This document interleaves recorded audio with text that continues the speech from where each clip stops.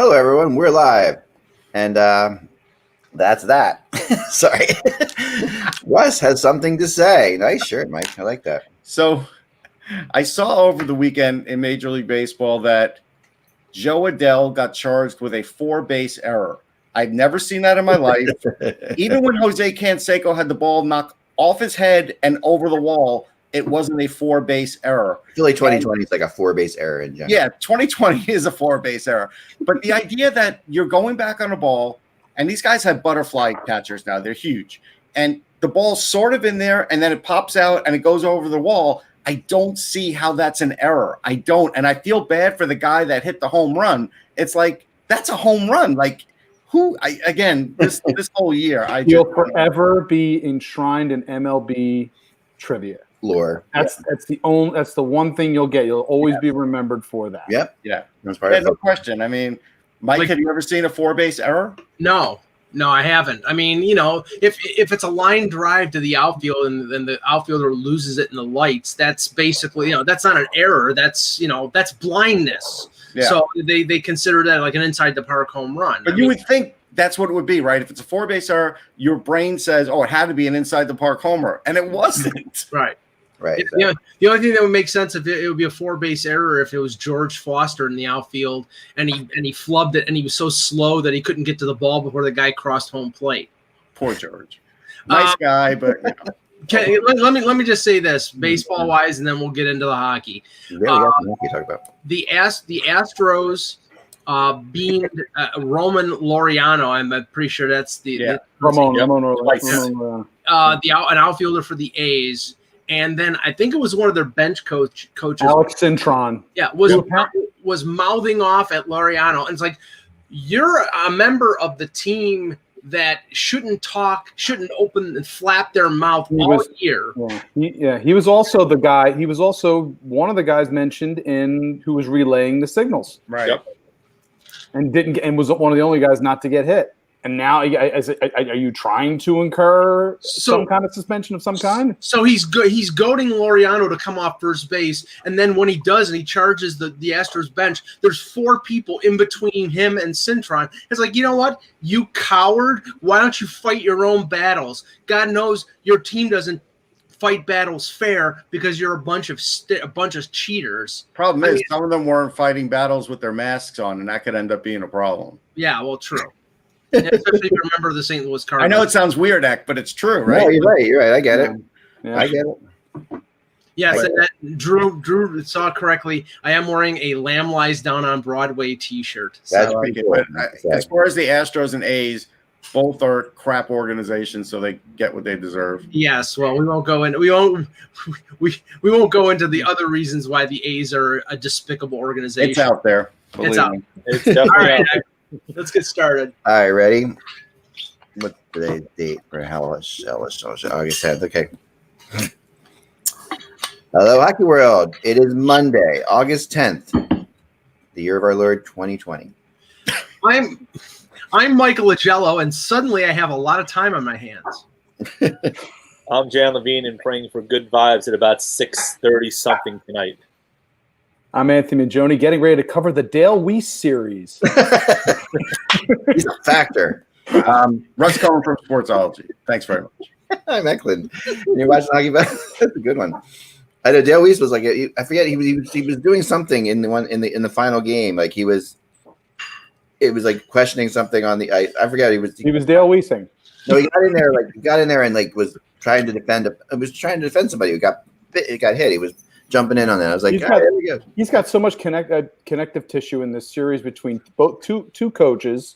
Yeah, playing for Vigneault and Therrien.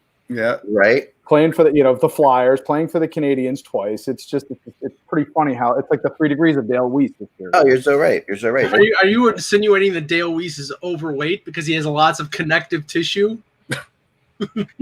No, it's insane, and it's going to be fun. And I am Eklund, and you're watching HockeyBuzzcast on HockeyBuzz.com. It was better when we couldn't hear Mike. Jen, did we ever say your name? No. You did. Did you introduce yourself? I did. I just wasn't listening. Sorry. You were vaping out at that point in time. It's okay. It's good to know. Yeah. He hasn't departed yet, Ak. Come on. What a start. I was writing my finished E5 Lundqvist the Devil story. Excuse me.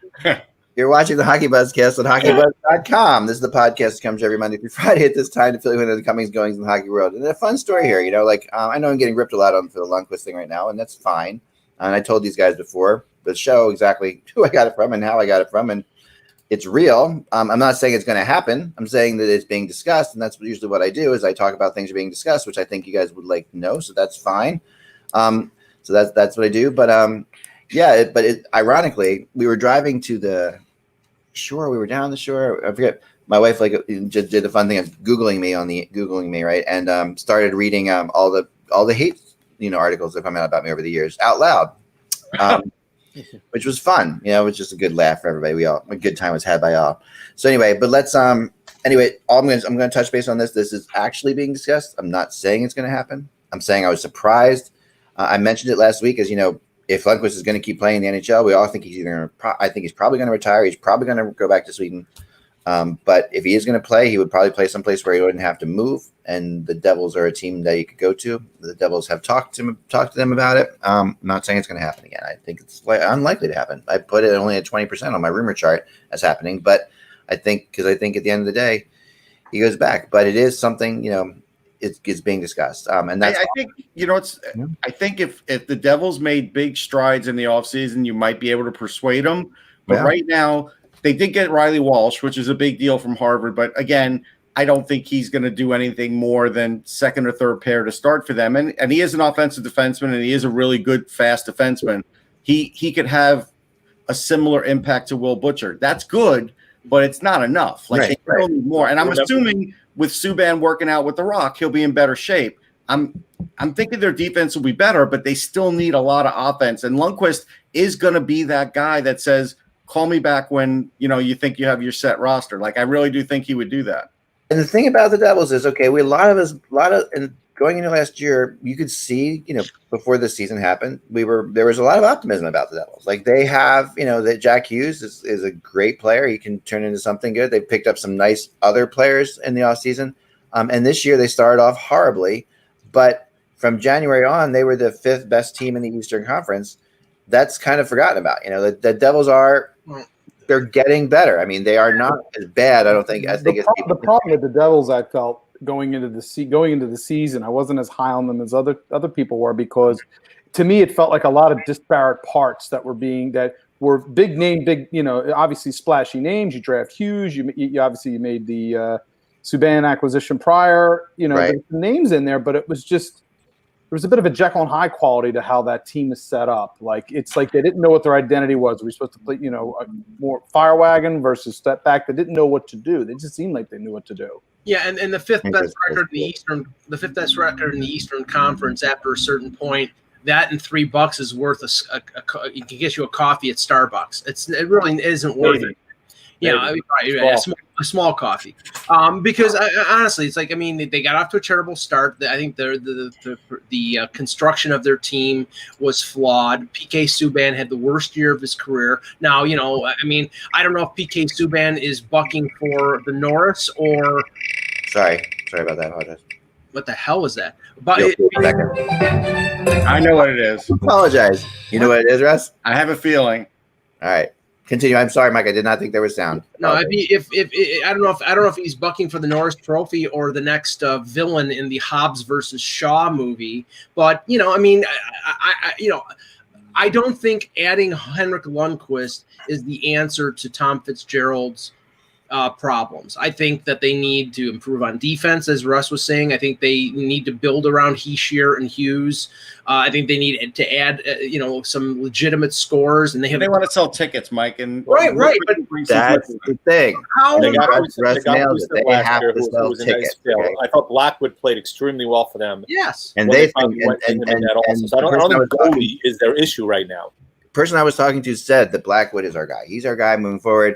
It's great. We like him, but we wouldn't mind him having a mentor like Lundqvist around if Lundqvist is willing to do that.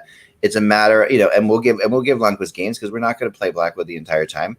And injuries happen, and Lundqvist could find himself on a team that's in the playoffs again. Exactly. That would be most likely that you would be acquiring Henrique to be basically be a potential trade ship at the later on in midpoint of the season. That's true too. And find out, hey, is this a place you want to land? This is a place you want to land at least for the remainder of the year and have a shot at a cup, and maybe they get some return on it. Exactly. It's possible. So what we're going to do today, every couple minutes, every 10 minutes, I think, we're going to do this because it's fun. And because today is the day, this is what you heard earlier. So this is the spinning wheel of. Yeah, I knew it. That's all right. Draft lottery spinning wheel. Here we go. So I'll spin here. These are your possible teams. That was the sound you heard before. Okay. And who's going to get Lafreniere is the Panthers. Boy, that is the worst case scenario for the NHL because it will be nearly impossible to market him there with, again, they're going to be changing GMs. Yep. Who knows what is going to happen with that roster. Yes, it will help them as a team a bit, but man, this would be ugly. I don't know about that. I'm not sure it would be necessarily worst case scenario for the NHL. They'll look at it and say, hey, maybe not quite a Crosby level talent here or generational, but it's pretty close. And if you're going to try to market a new direction for the Panthers, which again they've done 50,000 different turns left and right over the last few years. I don't know if it's necessarily a bad thing. It gives it does give a little bit of potential juice there. I think for what country will that direction? I don't think anything gets juice there anymore. That's the problem. Yeah. I'm kind of with Anthony on this. I have to say. I think also I do think the Panthers they want to make them marketable to possibly move them too. This is a team that they become more valuable with a guy like if someone's going to buy them and move them to a new city, they become more valuable. To Quebec City. I was going to say, is he going to become the new Joe?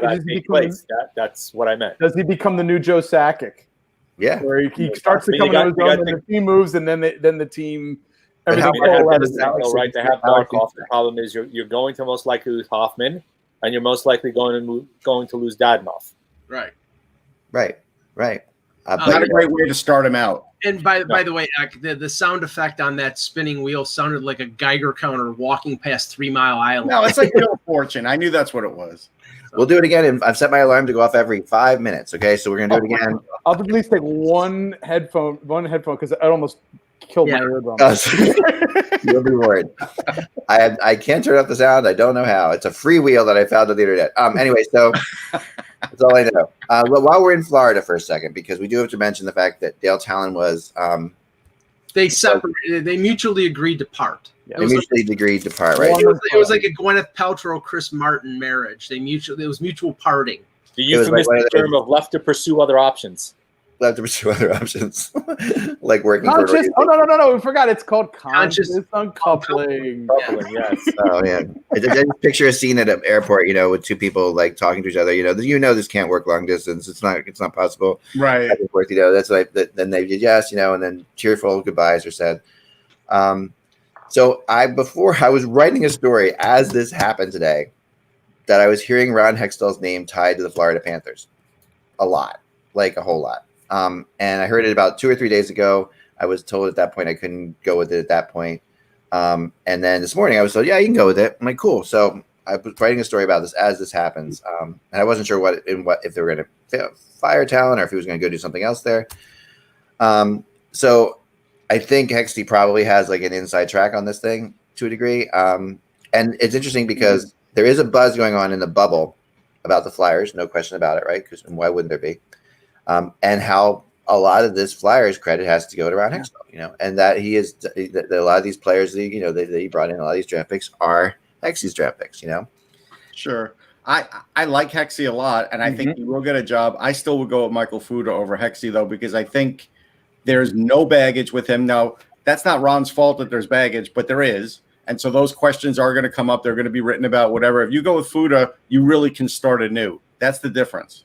I think Fuda, I think would be certainly, it would be in my mind the number one choice. But if you are going to be trying to provide some level of direction, again, he has built out the Flyers, their keystone, basically their block. Yeah. And the key thing that Hexy has to convince to the Panthers management to Vinny Viola is the thing. My shortcomings in Philadelphia, which were, in this circumstance, and it's tough to say in this case, but the NHL squad was not addressed enough in a quick enough period of time before he lost. Maybe it would have happened within a year, whatever. In this circumstance, that's probably that's his pitching point at this point. That my record stands on its own with regards to, I could bring together a great coaching staff, a great scouting staff, and we can have an absolute bedrock bounce on. What I can do now is these are the things I've learned since Philadelphia. Right. He was GMing in Philadelphia like he thought he was going to be the GM of the Flyers for 20 years. Like he was, and without any fear, I don't think that and I mean, there's no question he did a hell of a job at drafting and building up prospects, but he also was afraid to move any of them to fix the team, like you're saying, Anthony. And that was the big thing. Like there was no point at which, he'd ever, and his actual free agent signings were not very good.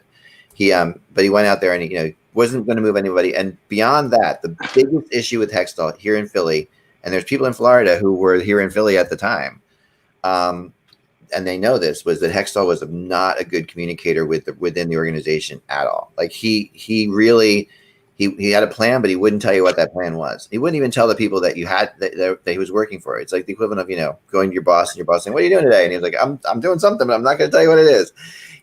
And they all said, "Okay, you're the hockey guy." And they all just kind of walked away, but not having any idea where he was heading in his head really killed him in Philly, probably more than anything else, I think. Yeah. I'll tell you what, Chuek, I mean, if they were to bring in Fuda, I mean, no slight to Kinnear in Springfield, but they could bring back Mike Stothers, who really shouldn't have been fired with the Kings to coach the AHL team. And that would provide some stability because the Florida Panthers in the worst way had maybe the worst results with guys coming up from the AHL and sticking in the NHL. Owen Tippett might be a perfect example because he has a lot of talent and he has not been able to break into the lineup. The other thing that I'm going to be very curious about is if it is Hextall, the dynamic between him and Joel Quenneville. That's, is a good one.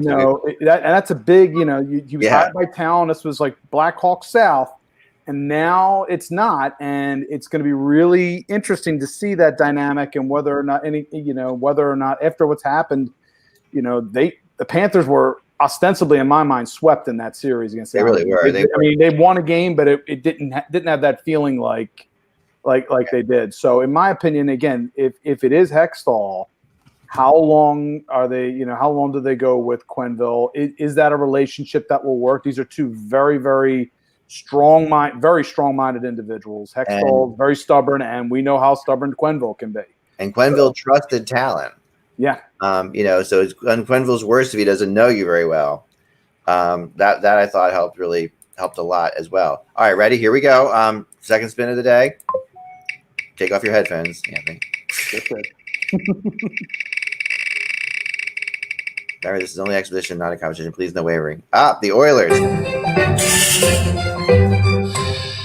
And if that happens, Gary Bettman will probably take a pistol and shoot himself. I can see a lot of the memes. No, Mike, stop talking about yourself. I think if this happens, we could see a lot of memes for the bitter beer face from that commercial back in the day. Let's talk the Edmonton Oilers now that we're here. All right, the Edmonton Oilers are done. They, I thought they played shocking.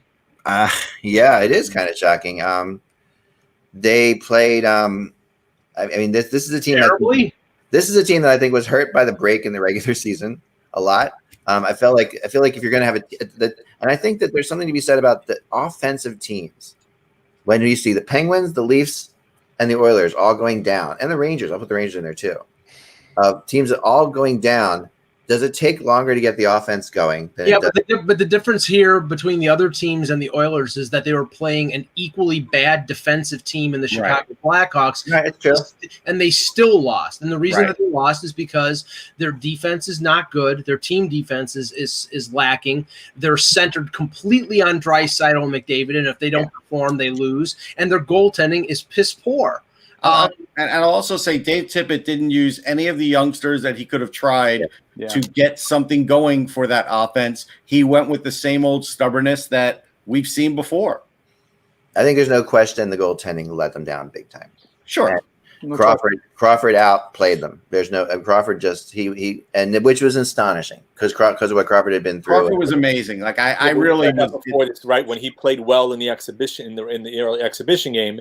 The question was whether or not he had the stamina, and as Russ said a couple times, he seemed to be wearing down, which is why winning in 4 and not 5 was a huge deal for them. Yeah, and when you watched him in Game 4, like when there were stoppages or when he was getting up slower and slower and slower. He was. And now they got to deal with Vegas, who's got a lot of big bodies up front, and they are going to crash that net and interfere. Yeah.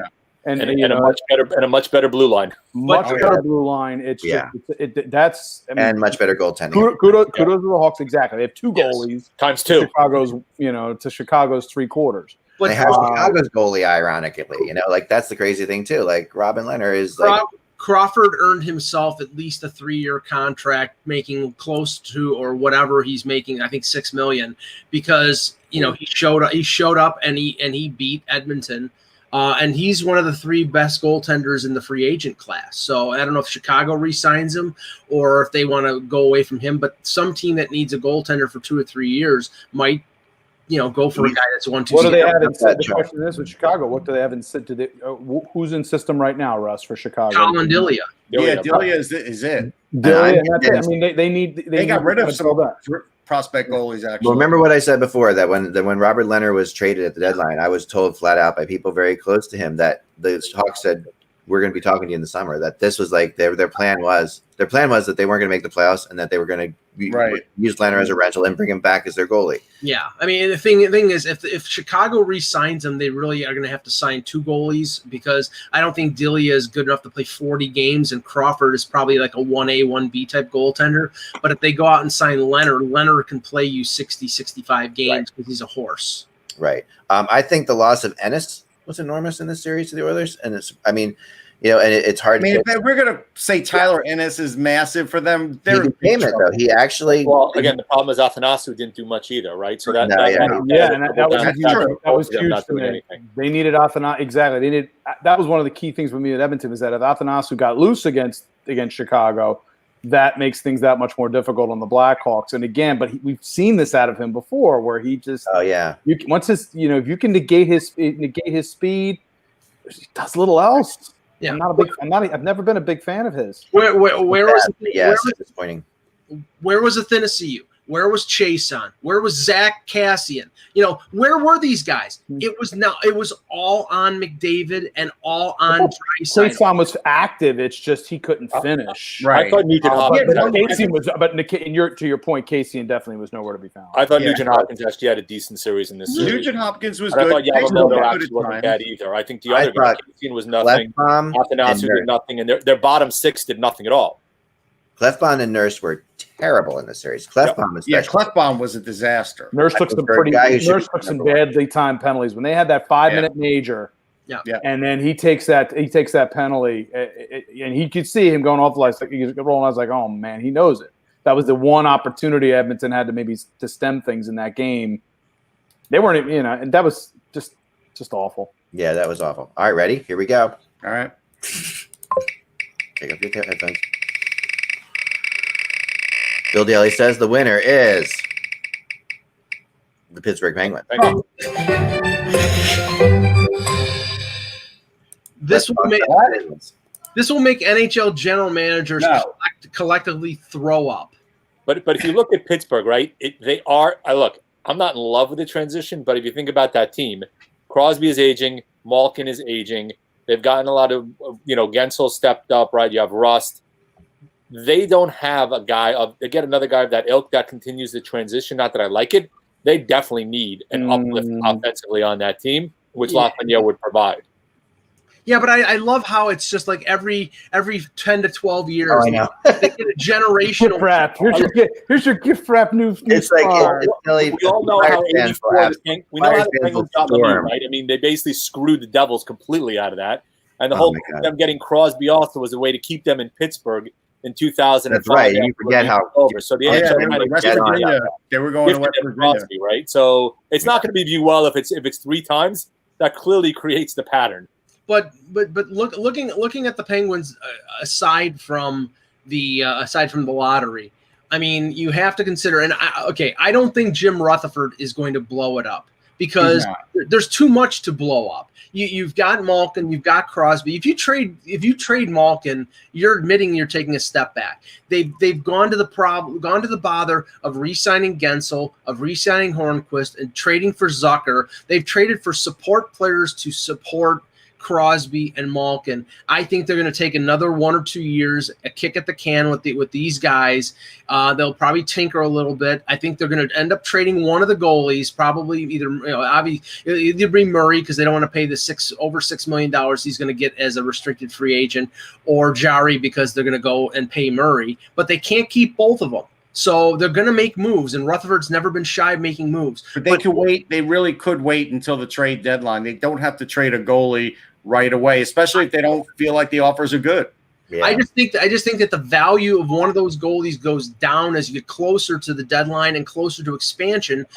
That's not necessarily true. If a team is on a playoff run and their starting goalie gets hurt, the value goes up. So how often does that happen? It's happened a lot over the years, actually. Yeah. Robin Leonard netted a first rounder, didn't he? Yeah.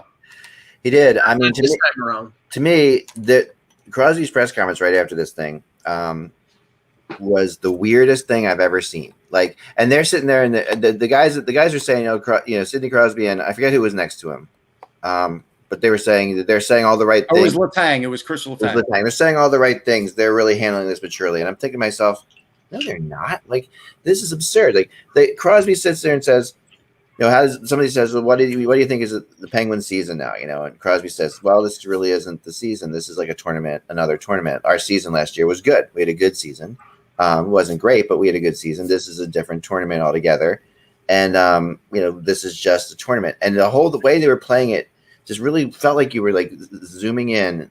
And as I say the words, it doesn't sound so bad, but his expression on his face, you were zooming into like the psyche of the Penguins in this series, that they really didn't care as much as they should have about this whole thing. Like, I got a really sense. I got that impression. Absolutely. And I think they look at it probably from the point of view of, we were the 5 seed and we had to go play the 12 seed. And it's right. Like, under normal circumstances, this wouldn't even be a conversation. We're going to win four playoff series or whatever. Here's the thing, Russ, weren't they resistant to the whole setup? I think they were. Yeah, they were resistant to it, if I recall, when this was first proposed. And I think what ends up happening here, I think Crosby was being honest about that, but also probably has a list where he's going to go into Rutherford, have their exit interview, and that will be the most important interview that Rutherford does in this season, because Crosby will tell him exactly what he feels is wrong with that team, and they're going to do the best they can to make it right. Like, that's what they're going to do. If you could tell me Jim Rutherford's going to do it on his own, and I'll just laugh.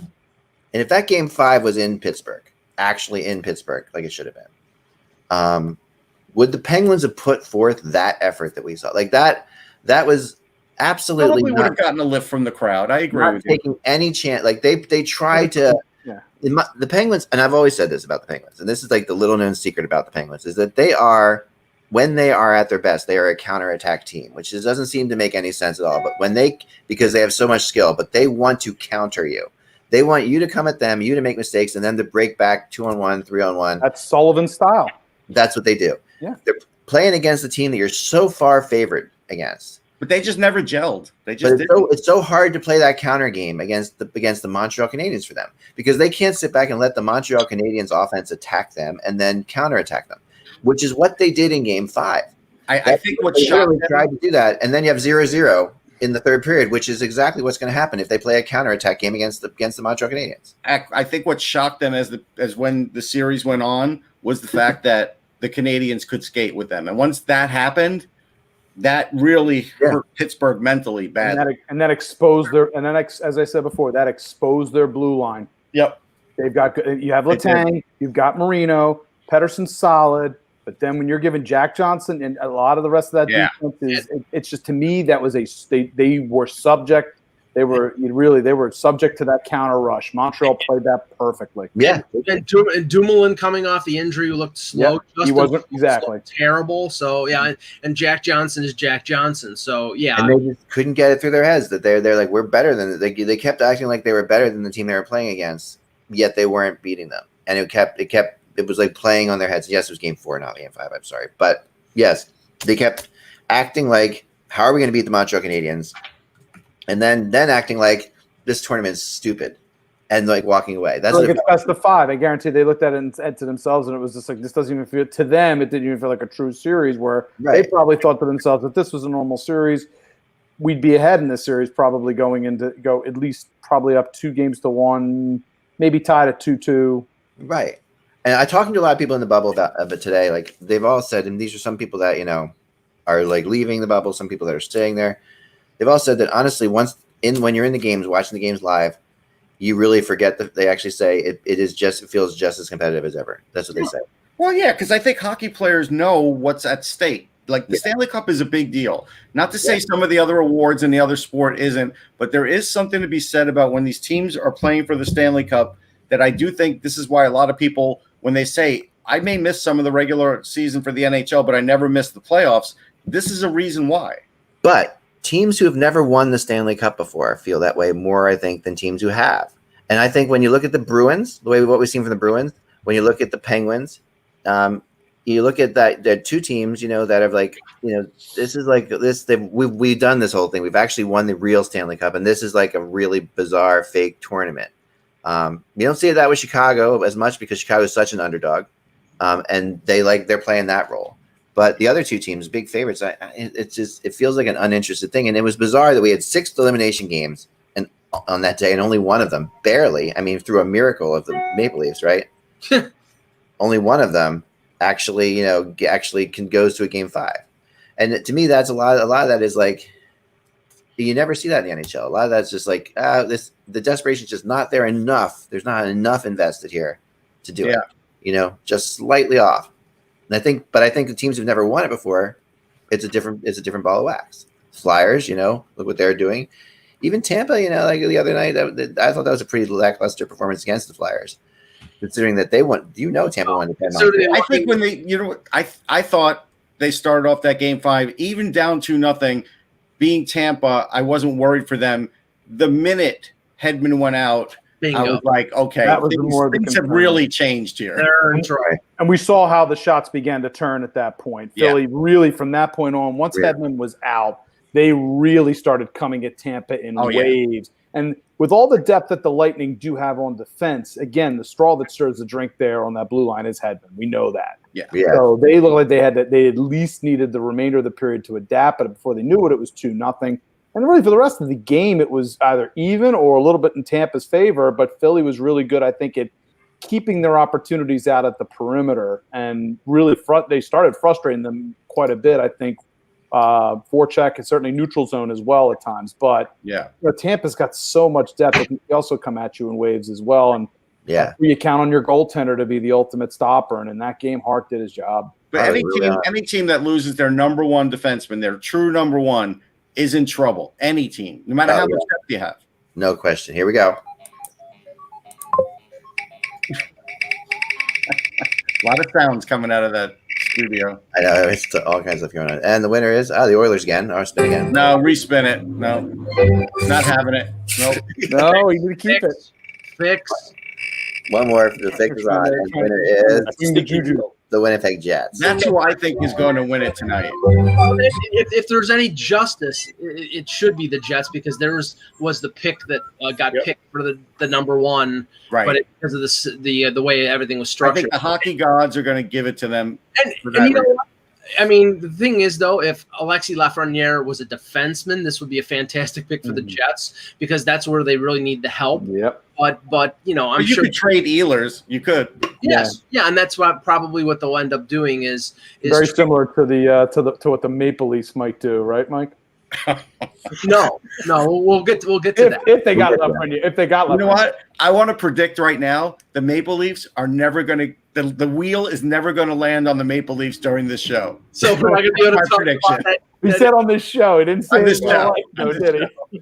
The Jets, I feel bad about talking about because the Jets injury thing, that was devastating, and I feel bad. Like I feel like the Jets season was crazy. They had 2 huge winning streaks. Sam Darnold had mono. I mean, he did. They had 2 huge winning Sorry. streaks during the year. They had incredible goaltending. Line was back a little bit, but and he seems to be. I mean, it was.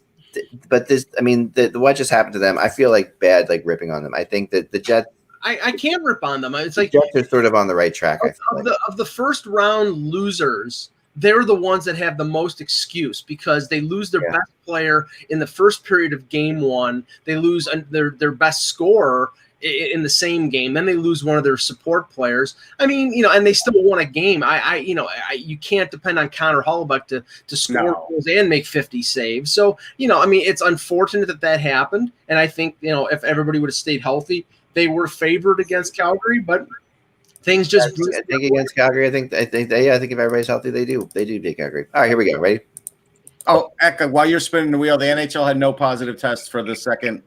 Oh, that's fantastic. Second part of phase 4, so that's all. Panthers again. Panthers to Oilers so far. I don't know. All right, Panthers twice. Wheels going nuts. What the heck? The Wild. That was on the Maple Leafs, and at the last second, it went off. Now, Russ. It looks like we getting Maple Leafs for a second there. This is the one where I think it's like it's hockey Siberia in terms of the NHL selling. I agree with that. Because here is a team that clearly from what they did against Vancouver, I think needs offense. I mean, Parise's old, Koivu's old.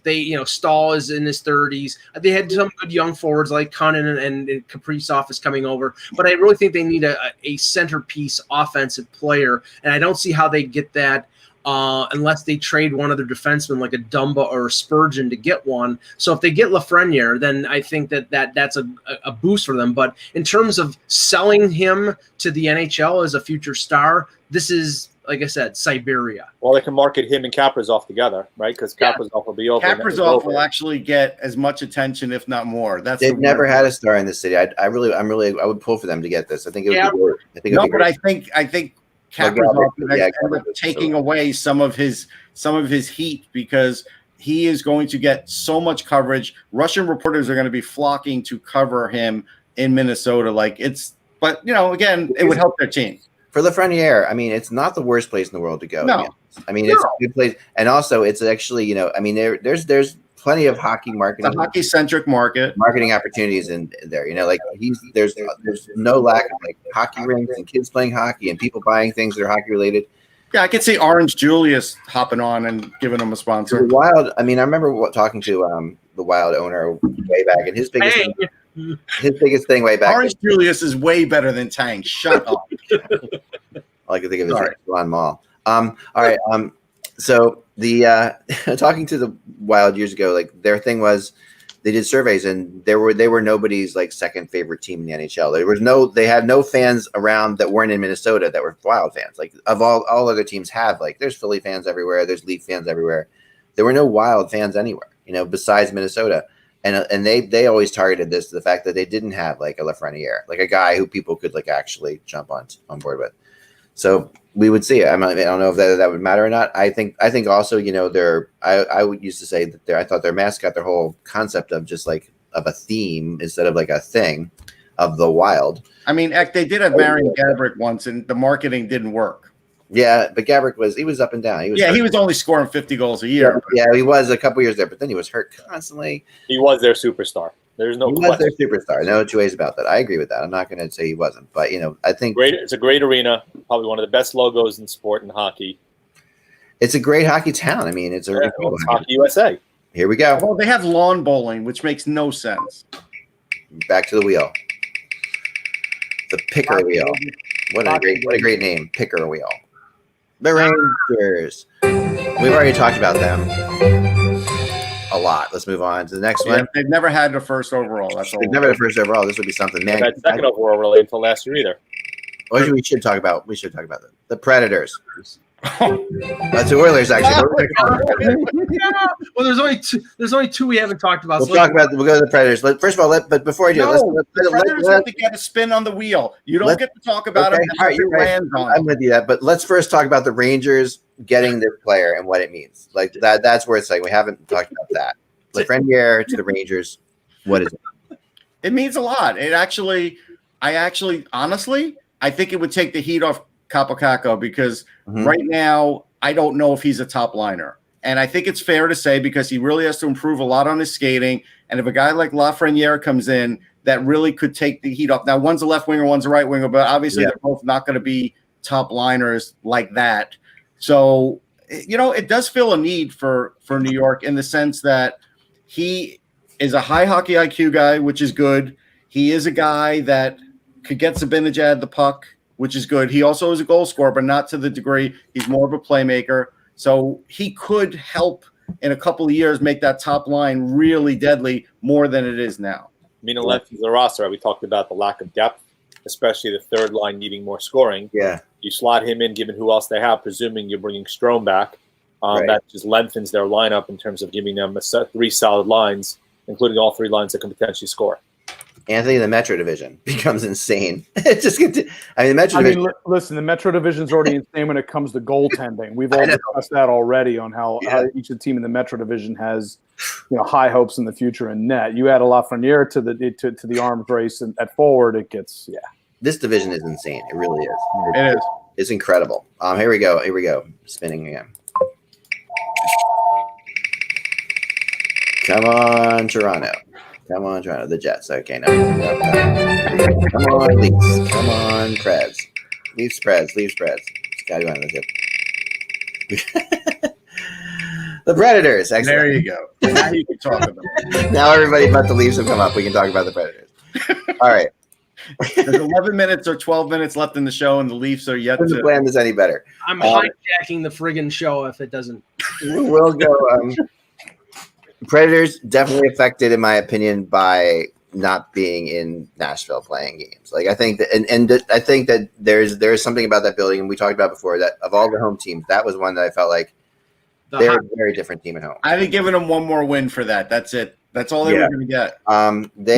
Their goaltending, Saros just let them down. In my mind, it was awful. Saros is back to being the guy I don't like at goalie. And I think that they're going to be in the goalie market. I think they're going to be. I think that because if they didn't go to Rene, I didn't get an answer whether he was actually hurt or not. Lundqvist. I could come on. Think about it. Well, it would be. It's not his scene though. He's a rock guitarist. He's not. I know. Country's not his thing. But there are other Swedish players there. Yeah. I can't tell you it's out of the realm of possibility. It feels right in some way. If he feels like he's got a chance at winning a cup and he could be the difference there. But this is the thing, though. It's like if they didn't go to Rene and Rene wasn't hurt, then he's done. Then I think he's going to return. Right. Me too. So will they be in the market for Holtby?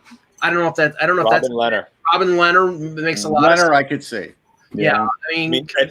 And adding Lafreniere, they don't have a stud offensive guy on that roster, right? I mean, that's one of their main weaknesses. Well, I mean, you got supposed to. The one thing we got Philip Forsberg, but I mean, Forsberg and Arvidsson, right? But the one thing we have to say about Nashville is we could keep saying they've never had that stud offensive player, but they've signed others and brought others over that are supposed to be that, and then when they get there, they're not that. Paul Kariya was pretty good for them.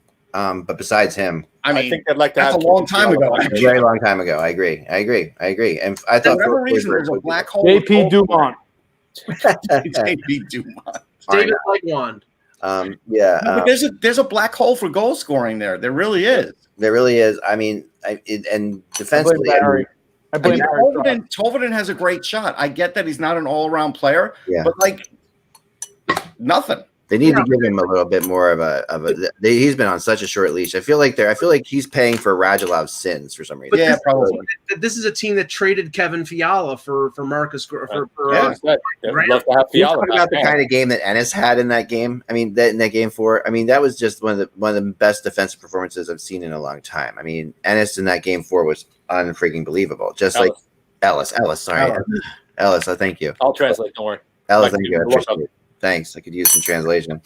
Ellis, Ellis just went from defensively to making great saves. So the play he made to tie the game was unbelievable. Like that pass he made on the bounce shot where he stops it in one motion and gets it. Oh my gosh, that was. I really felt like at that point you did have to feel like the Predators had a shot, but at the end of the day, you just didn't have the faith in Saros at all. Like you just felt like when he's playing bad, he looks like the smallest goalie in the NHL. He does. He really does. It's just for some reason he just looks tiny. Everybody, when teams could tell when he's not right, and they go down and they just shoot high, man. But the other thing was Saros on one of the plays, the puck was on the right. They went to go shoot, and he went down on a long shot. And it made no sense why he went down on it. Yeah. I don't understand why you would do that. You're already short, and you gave them more net that they deserved to have. Like that probably drove you crazy. It's a modern borders. I really was like screaming at the television, like, why are Redding not in there? It had to be something. And I talked to people that I know really well in Nashville, and so far no one's talking, which makes me think that he's hurt. Maybe. But I still think they're done with him. I really think that's the reason. Maybe they hate me. Is that what you think? They just won't return my calls. And we have the Panthers. All right. Nope. Let's see. Is everything going to happen, Mike? You're the only one that hasn't been picked. 12.5% chance we've done it at least. It's a good sign for tonight, Michael. The Rangers. All right. It's a good sign for the Leafs tonight. We'll do 2 more. Okay. That's a great sign. Sure. They're going to win the regular ping pong balls. Wait, 2 more. All It's not right. happening. It's not happening here, Mike. This is good. One more time. All right. Well, remember, without the buzz, it's just hockey. All right, let's talk about them. All right, go ahead, Mike. Since they couldn't do it legitimately. Yeah. Right, since we couldn't get there on their own. Frozen ping pong ball. Mike, I have one question for you to start this whole thing off. Yes. Have they ever, in the history of the Maple Leafs, practiced a breakout from their own zone? This is something that I was screaming at that. Like, I mean, obviously the one was the Morgan Riley giveaway, which in my opinion was not Morgan Riley's fault, because when you look at the forwards and when they showed the back angle, at first I'm like, oh, Morgan Riley. When you look at the forwards just spinning and not getting open for him, there was nowhere for him to go. He should have gotten rid of it, obviously. I'm not going to lay the blame for the loss on Morgan Riley, who played 33 minutes in Game 4 and had to double shift for most of Game 5 because Tyson Berry got hurt and was anchored down by pathetic defensive partners like Cody Ceci and Martin Marinson. So I can't blame. I mean, honestly, if you read my column today on Hockey Buzz, this is no surprise. This is what this team has done the last 3 years and did this year. They came up against a more complete two-way team in Washington 4 years ago, against the Bruins 3 years ago, or 2 years ago, and last year, and now against the Columbus Blue Jackets. And the only difference between the 3 that they lost before and this year is that they had more offensive talent than Columbus. But when it came down to it, Columbus was a better structured team, had good goaltending, had 2 all-stars on defense, and had enough offense and played with enough physicality that they made it tough for the Leafs. They limited the Leafs. The Leafs couldn't dump and chase because the Columbus defensemen would beat the crap out of them if they went into the corners. And they put 4 people on the blue line and prevented them from skating in the zone and controlling the puck. So when that's the case, then the only option that you have is to gain the zone and try to cycle the puck. And against a defensive team like Columbus, who wins almost every puck battle along the boards, yeah, I know that the criticism is out there, and I know Russ criticized Sheldon Keefe for lumping together Tavares, Marner, and Matthews on one line. But the way their offense was ineffective for the last 2 games up until they pulled the goalie in Game 4 and had all those guys on the ice at the same time, I don't blame Keefe. He was getting nothing out of his 4th line. So here's some things. Yeah. So the first one is their absolute neglect in using Jeremy Bracco will someday be looked at like, what the hell were they thinking? Because this guy creates offense. Yeah. And the fact that he wasn't ever even a thought for this team is crazy. I think you need to upgrade. That team needs to upgrade from Freddie Anderson. I don't think he's the answer in the playoffs. Well, that goal yesterday, that team, when that goal happened, you saw what happened on the ice. That was a momentum stopper. That was it. It was crushing, but I have to say though that a team that was the 3rd best offense in the NHL averaged 2 goals a game Sure. In a 5-game series, and 3 of those goals were in the span of 4 minutes with the extra attacker. So their offense, it wasn't Freddie Anderson that cost them the series. It was the fact that they built an offensive team that, when it counted, couldn't score, and a team that has no concept of how to play frickin' defense when it counts. And honestly, when you're, and I keep coming back to this, when you're in a situation where now the cap is flat for the next 3 to 4 seasons, and you're spending nearly $40 million on 4 forwards, and they don't score. I mean, Matthews showed up and Tavares showed up. Marner had an up and down series. Nylander cost them the game yesterday. He was at center when they for the Werenski goal and was lazy going out to the point, then took a too many men on the ice penalty, and then another couple things that were completely clueless. Okay, but I'll give you an example. So with Chicago, we all said, hey, Corey Crawford was a big reason they moved on. If Corey Crawford were the Leafs goalie, you don't think they'd have a better chance of moving on than with Freddie Anderson? Not with that. The way Corey Crawford was playing, the way this guy was playing. Not with the way the Leafs defense is no worse than the Blackhawks. Yeah, it's not. Well, let's say this: the Hawks defense, their forwards are disciplined enough to come back and help their defense. That's fair. Yeah. The Leafs forwards for the last 4 months, Sheldon Keefe has been, I'm sure in Zoom calls and even during phase 2 and phase 3 was banging on the Leafs forwards. You've got to come back and help out your defense because the defense isn't that great. Then they lose Muzzin, then they lose Barry, and you're playing Martin Marincin 15 minutes a night, and then you're screwed. So it's like, so your forwards have to help out the defense and carry the load offensively. They couldn't do it. But this loss is just symptomatic of the problems of a bad construction, a one-dimensional team that is flawed, that doesn't have enough defensive ability, that doesn't have enough sandpaper. I'm not saying go out and get a bunch of goons, but they had to go out and trade a 3rd-round pick for Kyle Clifford because they really had no pushback whatsoever with this team before the deadline. And really, I see no option. If I'm Kyle Dubas and I'm Brendan Shanahan, I think it's incumbent upon them to acknowledge the fact that the plan that they've put forth, although bringing in a ton of talent, is flawed. You cannot win in this league with a one-dimensional, high-speed, high-skill offensive club that can't play defense. And until they address that, they will continue to lose every single friggin' year. The benefit of Keefe should have been, and it'll start next year, but it should have started this year, of using a lot of the Marlies that he knows, inserting them and getting mileage. And that didn't really happen. Well, he used Engvall. He used they called up a few Marlies. They called up Sandin. They called up Liljegren. No, but in the playoffs, it didn't help them. No, but they were. I mean, the guys that they called up during the year were the guys that they used. The only one they really didn't use was Sandin once all their defensemen were back. But this is and this is the thing. I mean, they have one chance in 8. I don't think Leaf fans are really depending on, based on the breaks that they've had over the last few years, other than getting Matthews, that they're depending on getting the number 1 pick. If they do get the number 1 pick, I think what that does is that allows them to trade one of those 4 forwards, namely Nylander, because Nylander would be the obvious choice. All right, we're going to give him one more chance, Mike. They're not going to get. I reconfigured the wheel a little bit. Look at this. All right, so let's see what we have here. We have I just reconfigured it just a little bit to see what's going to happen here. It's going to land on the line. Right, it's the Maple Leafs. There you go. I think Chance made this wheel. All right, there we go. We're done. Okay, so now we can really officially talk about them.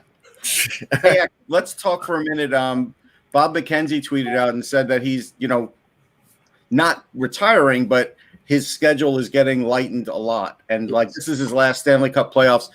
I'll tell you the one thing that I remember with McKenzie was, and I don't remember which draft, probably like 4 or 5 years ago, I remember seeing him limping around, and I was talking to him, and he had just had knee surgery, and he was still there doing his job even after that. And, not the youngest of guys. So I always had great respect for him. And that's an interesting thing. It's interesting that NBC is keeping him on for another year. They must have really made him a great offer, but he said only another year. So we're going to start seeing less of McKenzie, but that's a shame because he's the king of hockey reporters. There's no ways about it. I mean, from what I understand, he's going to be still heavily involved when TSN has the World Junior coverage and probably around trade deadline with his contacts. But I think he said the draft also, if I remember. Yeah, right. And he seems to be most focused in, at least based on what I say, he really wants – it sounds to me like he wants to focus a lot on junior. Like he's, obviously juniors is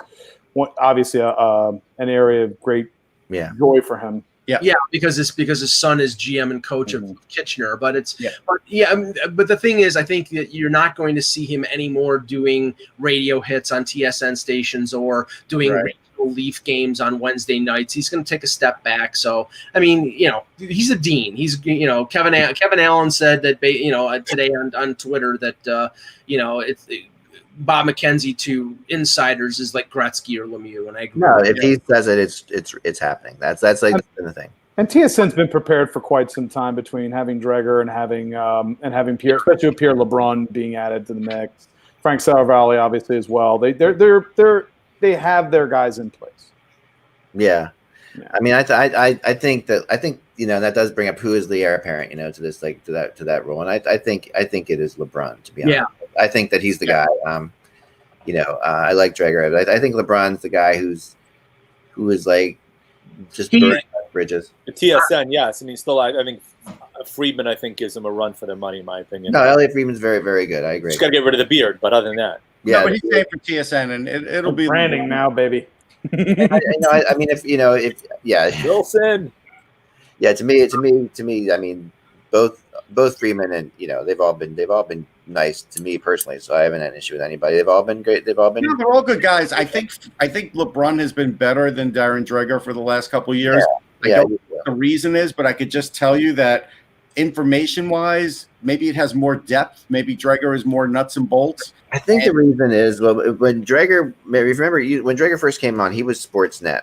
And and McKenzie was TSN, and Dreger was better at that point. I felt like Dreger was definitely handicapped by having similar contacts to McKenzie. Right. And you come to TSN and you've got similar contacts to McKenzie, and you're not going to be able to beat McKenzie. Like, well, they have to spread. You're not going to beat McKenzie on that. Where if you were on Sportsnet, you could play it a little bit more. I think the Dreger definitely was affected by that.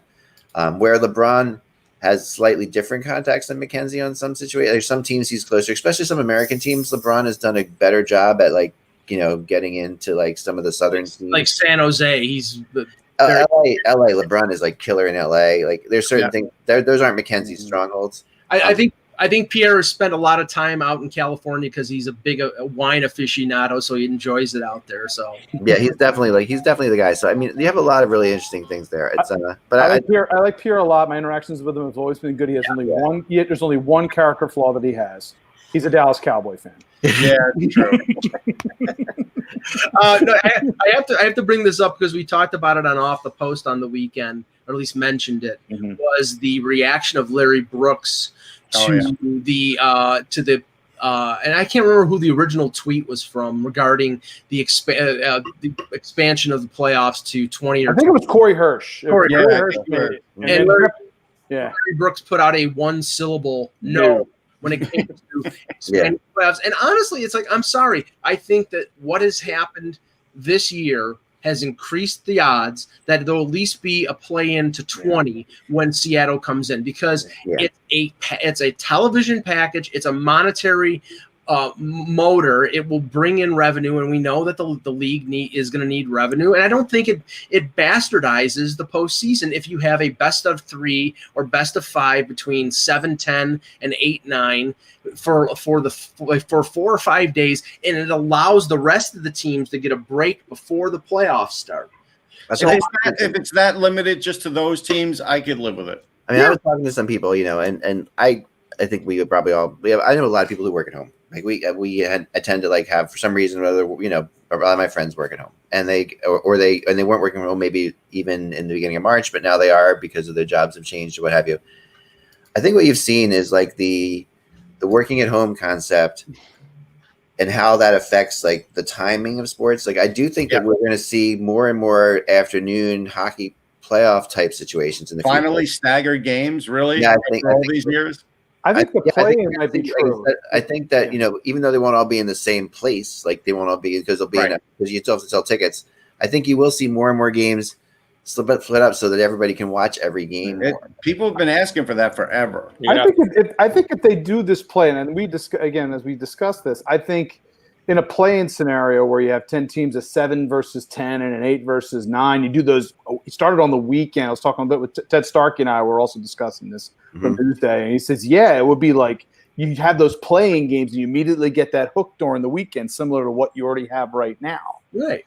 So you do the top 6 in each division. The other 4 you got to just figure out is the top 3 in each division, and then that's how you get your 6. Doesn't matter in terms of the wild cards. You have all that. All these permutations have to be figured out, but it'll be your 1 seed and 2 seed in this case. What to me, what would be actually what I do want to see, and this is going to be interesting with the NHL, is scrapping this pseudo divisional playoff set. Yes, I think hopefully that's done. And the league has to realize that the matchups. The problem is it was good for a few years, but then when you're getting the same matchups over and over again, it's the rivalry. The fans are getting tired of it too. Yeah, they are. I think they want to see different matchups as well. So I want to see them go back to a conference style setup. Yeah. And if you're going to do a play-in scenario, do it this way: best of 5. Do it the exact same thing: best of 5. Figured it out over a couple weekends, and then you get into a conference playoff where you're going to get the best teams getting into that conference final. Our fashionista, Dean Youngblood here, says Russ has to wear a suit and no cap to get the TSN job. I have worn that maybe 3 or 4 times for SiriusXM at the draft when I'm on the floor, except for if we're in a really hot climate like Dallas or Florida. So there have been those exceptions, yes. Yeah. I've been witness to it as well. It's a remarkable thing to see Russ in a shirt. Please, I remember I remember walking out of the draft in Dallas on that Friday night at about 11 o'clock. It was 100 degrees outside and my glasses steamed up. The phrase I used from us when we were in Dallas, when we got off the bus to go into I said, I feel like I'm walking in a blow dryer. Yeah. That's what it felt like. We actually walked into 7-Eleven totally dehydrated and just looking for anything to drink, like Slurpees, anything. That's so funny.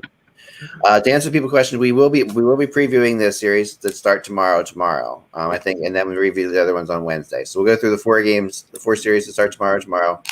So for those of you guys out there, there's nothing to do for the next 4 hours. I just hate not having hockey on all the freaking time.